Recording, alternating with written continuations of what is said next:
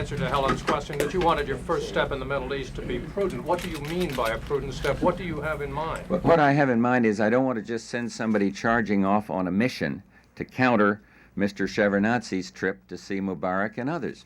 Let's do something that's going to hopefully have results. And I'm not saying we have to know that a trip by the secretary or the trip by instructions to an ambassador are going to result in a settled policy. Everything's settled in the Middle East, but I don't want to be stampeded by the fact that the Soviet foreign minister takes a trip to the Middle East. So it's good, in my view, that's a good thing.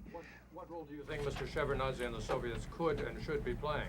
I think that should be a limited role, and I think that's what it's going to be. And that's exactly the way it should be, and I think the people in the Middle East feel that way. But the fact that he goes there really shouldn't be bad, yeah. Mr. President, Viewed as with alarm. If the West Germans refuse to modernize short-range weapons, will that hurt the alliance in the long run and perhaps result in the denuclearization of Europe? Too hypothetical a question, Jerry, for me to answer. President, I'll ask you a Japan question. Shoot. With the summit starting tomorrow, how do you reassure those Americans who are afraid of Japanese economic power, who think they are buying and are owning too much of the United States economy? I tell them that the Japanese have the third largest holder of investment in the United States, behind the UK and the Netherlands. I tell them that it is important, if we believe in open markets, that people be allowed to invest here, just as I'd like to see more openness for American investors in other countries. I tell them that we have to do a better job in knocking down barriers to American products in the various markets. I tell them don't get so concerned over foreign ownership that you undermine the securities markets in this country. We have horrendous deficits, and foreign capital joins domestic capital in financing those deficits. So I also tell them I have a responsibility as president in terms of our technology, in terms of our national security, and I intend to exercise that responsibility. Jerry? Yeah, Mr. President, I think what concerns some people about Senator Towers, too, Jerry, is the fact that he has admitted that he had a drinking problem in the 70s, and he hasn't really had any kind of treatment program or been enrolled in any kind of treatment program. What do you say to people about the potential of a relapse? I say that there is no evidence of any kind of the disease alcoholism. None whatsoever. And that would be something that your question is addressed to. And I'd say that I looked at the reports with this in mind, and I didn't listen to rumors. I didn't listen to mindless allegations. I was fair enough to look at the facts. And I've known Senator Tower, and known him professionally, and known him as a friend, and I do not think that these charges that are tried and then shot down and then tried again and then shot down again have helped the process. And so I'm not about to make a judgment on some rumor or some innuendo. And we've looked at the facts. And I think the report speaks to the fact that a lot of the I'd say all of these charges that we've read about have been rumor, and a lot of it vicious rumor. And so I am convinced that he is not only capable of doing this job, but will do it in an outstanding way. How many more we got? On the budget. Who's that voice I hear in the back? Could it be Sarah McClendon? We're sorry, it's a democracy.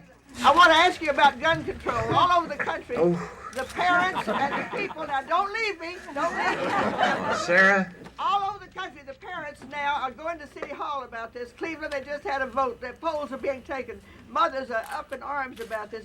Something's going to have to be done about stopping guns, and you say you're for them. For what? You said the other day that you were not going to be for the ban on gun control. I'd like to find some way to do something about these automated weapons. I'd like to see some way to enforce the laws that are already in the books about automated AK-47s coming into this country. And I'd like to find a way to be supportive of the police who are out there on the line all the time. And maybe there is some answer to it. But I also want to be the president that protects the rights of people to have arms. And so you don't go so far that the legitimate rights on some legislation are impinged on. That's what we said last year, but now But Sarah, look at the laws on gun control, and you'll find where some of the most stringent gun control laws exist, that weapons are procured there and weapons are used there. So you're not going to get me to do anything other than to say, look, I'm very concerned about this. I'd like to find a way to do something about this, and we're going to take a hard look to see what we can do about it, if anything, that would be helpful.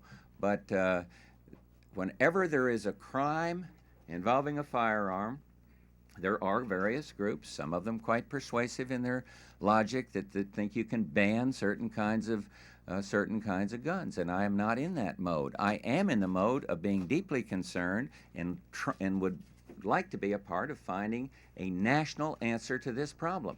Now we got time for one more, right in the middle. All right, you two fight about it.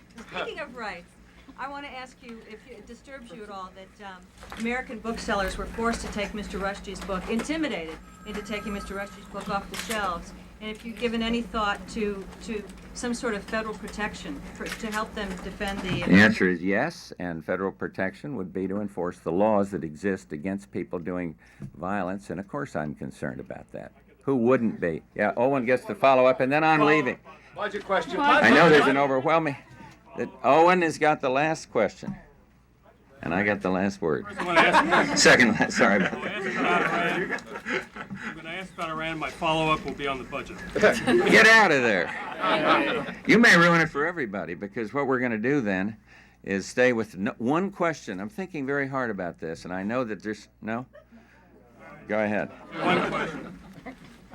Do you plan to take any unilateral action toward Iran because of these death threats?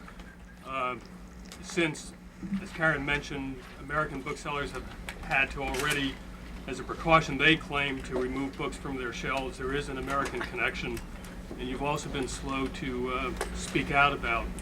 Our Secretary of State spoke out on my behalf the other day.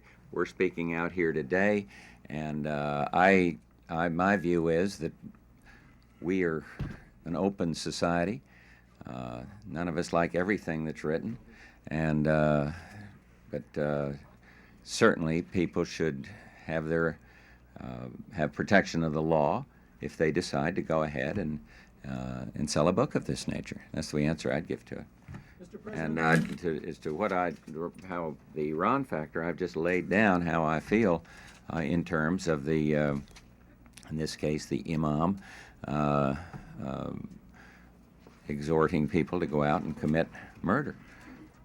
Mr. President,